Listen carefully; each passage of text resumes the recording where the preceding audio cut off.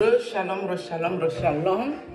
Pour le coup, cette vidéo, nous allons bifurquer du côté du Cameroun. J'ai vraiment mis le béret, on dirait une petite gendarmette. J'ai pris ma casquette de gendarmette pour faire l'investigation dans le dossier du Cameroun. La jeune fille qui a perdu sa vie avec les groupes des occultistes, parce qu'on dit que le monsieur qui a ôté la vie, c'est l'ami de le monsieur là, non, homme d'affaires camerounais, soit, je ne sais pas dans quelles affaires le monsieur l'a fait, mais tout ce que je sais, c'est que je vois le monsieur, il est dans les sciences occultisme dans une autre dimension. Apparemment, il met tout le monde en prison. Monsieur, si vous voulez me mettre en prison, c'est ma tête qui est sienne. En allant au commissariat de police, ils vont me retrouver ici, il n'y a pas de souci. Mais une chose est sûre, je sais que le monsieur est dans une autre dimension dans les sciences occultes, parce que sa marque là, c'est une marque de quelqu'un qui a monté beaucoup d'échelons dans sciences occultes, mais sauf que vous n'allez pas nous emmerder ici, parce que son épouse qui vous montre la vie de Rihanna, c'est vous qui l'a félicité dans la prédiction, d'accord? C'est Dieu qui donne. Mais pour le coup, ce couple-là, ce n'est pas Dieu qui leur a donné quelque chose. Le monsieur surtout, la fille, je ne connais pas. Mais ce monsieur est dans science, occultisme, plus. Je dis l'ami de celui qu'on dit là que la jeune fille allait mourir entre ses bras-là. D'accord? Mais ce monsieur, il est avancé dans les choses compliquées. D'accord? Le milliardaire, les milliards de la souffrance des enfants des autres, les milliards de la sorcellerie que vous partez manger, même vous qui mangez les milliards ici, on va vous sacrifier et ne venez pas nous emmerder ici. Parce que vous aimez la vie facile, alors que c'est la vie difficile qui est là-bas. Je vais parler aux mamans de ces filles-là ici. J'ai déjà parlé beaucoup de vidéos à ces mamans irresponsables et indignes qui accouchent leurs enfants parce que leur fille est belle. Ils se disent que leur fille, c'est devenu le fonds de commerce de quoi que ce soit. C'est pas normal. Parce que les mamans, quand vous voyez vos anciennes influenceuses qui étaient très influentes dans les réseaux sociaux, qui sont allées entrer dans les sectes occultes, qui sont allées faire du mal aux enfants des autres pour venir vous montrer la richesse qu'ils vont montrer ici. Ces filles-là sont devenues quoi aujourd'hui? Je vous parle ici les influenceuses du Cameroun qui partaient manger le caca à Dubaï, les cacateuses, mangeuses de caca. J'ai déjà fait les vidéos sur ça. Je ne peux pas toujours faire les mêmes choses. Je vous parle des mangeuses de caca à Dubaï. Parce que l'argent du diable n'est pas facile, mes amis. Pour récupérer tes mallettes d'argent du diable, tu vas manger les caca de rebeux pour t'envoyer leur mauvais karma. Il faut bien qu'ils se déchargent à quelque part. Ils ne vont pas aller jeter le mauvais karma dans les toilettes. Les toilettes sont faites pour chier. Mais apparemment, les rebelles là, saoudiens très riches à Dubaï, eux, c'est dans la bouche des influenceuses qu'eux doivent aller moto, chier. Donc, quand la maman de la jeune fille a fini de voir la vie des influenceuses, elle s'est dit que sa fille aussi est très belle. Elle peut aussi aller dans cette direction. Parce que quand on voit les vidéos de cette fille, elle a les comportements de ces influenceuses. Les anciennes bordels du temps d'Aïdjo, que tout le monde les gnosse sans se protéger là. Les asticotés, les asticots aux fesses là. C'est dans ça que la maman a estimé que, comme ses enfants sont influents, ses filles sont influentes, sa fille doit aller dans cette direction. Je vous ai dit une ici, ma soeur influenceuse de ma région, qui venait me faire femme esprit jusqu'à m'épuiser. Mais depuis, elle ne fait plus ça, je ne veux plus parler d'elle. C'est les mangeuses de caca de Dubaï qui sont ici. Mes amis, un être humain normalement constitué, même si c'est quel argent, tu vas aller manger le caca. Ça, c'est une vie, ça. Une vie pour venir montrer ta souffrance dans les réseaux sociaux que tu es riche. Après avoir mangé le caca. Non, vous êtes même dans quel film vous êtes dans quoi? Donc la maman, notre tonton Kamdame, Dieu adore, monsieur le prophète, et le prophète non. Il nous a dit que c'était sa fille spirituelle. Que la maman aussi, c'est sa fille spirituelle. Il a même mis les voix, il parle qu'avec la maman. Kamdame, Dieu adore, a prophétisé sur la jeune fille de faire attention à ses fréquentations. Elle va avoir l'embuscade. Et la maman était présente. La maman n'a pas commencé à souffler les oreilles de sa fille jusqu'à la rembourrer que dès que l'enfant veut faire les bêtises, elle dit attention, on t'avait fait une prophétie, attention, il y a les gens qui te calculent le coup, attention ma fille, viens on retourne prier à Dieu.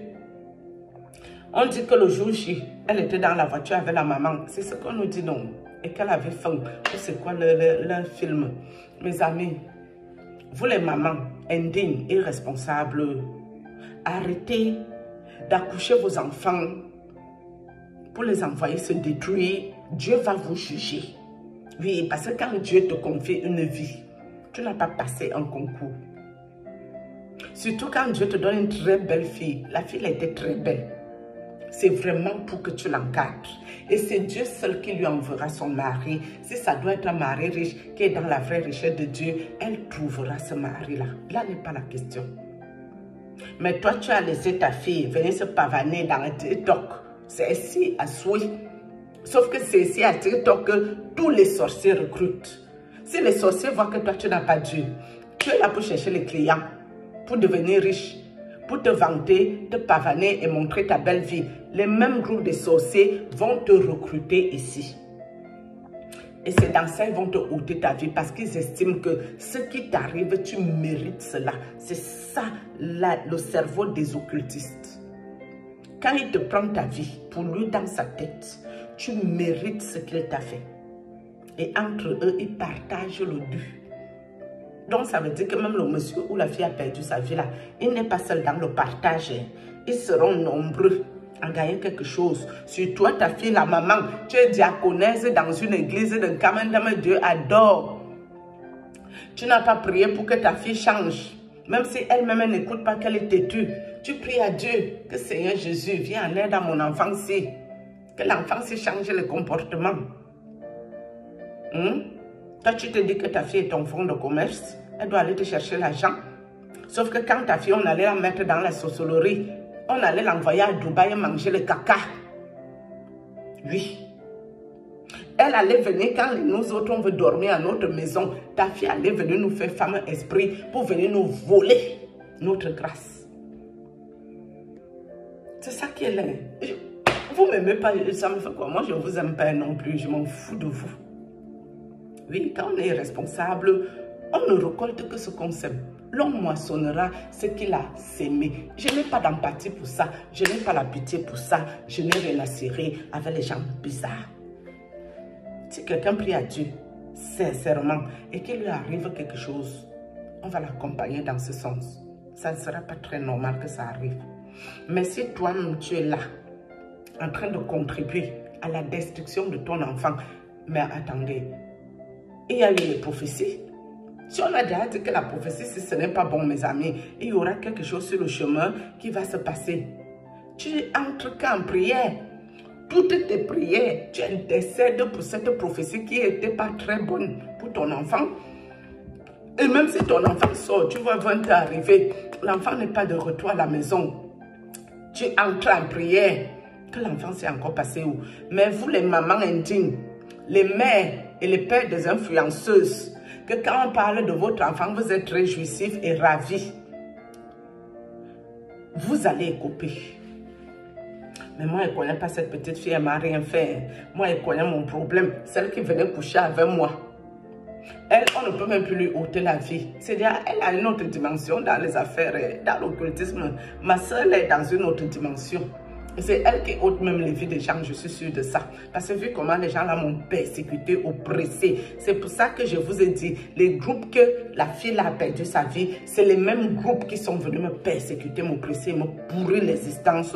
Par contre, le monsieur qu'on prononce là, que c'est son ami qui a ôté la vie, ne m'a jamais attaqué, ni lui, ni son épouse. Non. Mais je sais qu'ils sont amis avec mon oppresseur de grand chemin qui me faisait marier esprit à outrance. Oui, c'est les amis qui sont ici. Et je vous préviens, quand vous viendrez pour me faire chier, préparez-vous bien. Parce que moi là, je suis tout prête spirituellement, même physiquement quand je sors d'ici. Moi je suis prête. Parce que j'ai hypothéqué ma vie pour Dieu, pour parler la vérité de Dieu. Et comme la vérité vous fait mal, ça c'est votre problème, pas le mien. Ça va vous apprendre d'arrêter d'emmerder la vie des gens, d'arrêter que quand vous entrez dans vos séances occultisme, vous venez nuire à la vie des autres. D'accord? J'ai vu les histoires des sectes occultes francs-maçons. On dit que quelqu'un qui n'est pas de l'un ne doit pas connaître leurs secrets. Monsieur le diable, viens un peu te convoquer ici. Monsieur Lucifer, bonjour. Shalom à toi, Lucifer. Sache que c'est le prêtre qui est venu me dire vos secrets que je dépose dehors. Il m'a dit beaucoup les secrets sur ça. Donc il faut aller le punir, hein, monsieur Lucifer. Diable et Satan, maître occulte. Il faut punir le prêtre. Parce que ce que je viens de déposer en public ici, beaucoup de choses dedans. C'est lui qui est venu me dire les affaires. Il n'a pas le droit de dire ça. J'ai vu une cérémonie de franc-maçon où tu dois fermer ta bouche jusqu'à la fin des fins. Mais le prêtre ne ferme pas la bouche. Lui, c'est fait. Tu dois le punir. Le prêtre doit être frappé. Parce que c'est lui qui est vraiment raconter les choses. Beaucoup que je viens aussi raconter en public. Shalom. Je suis une gendarmette, hein. J'ai les deux pompons. Donc, vraiment, le béret ne tient pas très bien. Vous voyez, non. J'ai fini avec ça. Moi, j'ai fini avec vous. Et que la volonté de Dieu soit faite. C'est lui qui va bénir dans mes 5,50 m. Physiquement, comme spirituellement. Je dis bien 5,50 m. À l'heure là, c'est pas un jeu. Il va être frappé. S'il vient la nuit, Dieu va le foudroyer comme ça. Oh, s'il vient physiquement, les anges de l'Éternel sont avec moi. Et il sera... Oh, Dieu va me donner la force. Je vais lui faire ça. Il va sentir quelque chose passer. Vous ne me connaissez pas très bien. Sur ce, shalom.